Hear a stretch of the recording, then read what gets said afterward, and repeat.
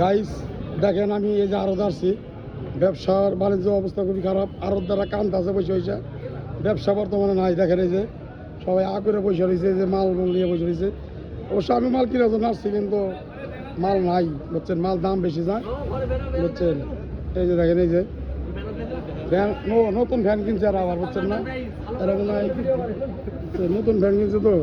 আর ওই যে সাভার কৃষি মার্কেট, যদি আপনারা পাইকারি মাল কিনতে যান এখানে চলে আসবেন, সাভার কৃষি মার্কেট বুঝছেন। গ্যান্ডার মতো পড়ছে জায়গা, গ্যান্ডা আমি গ্যান্ডা আপনারা না, গ্যান্ডার ভিতরে হ্যাঁ।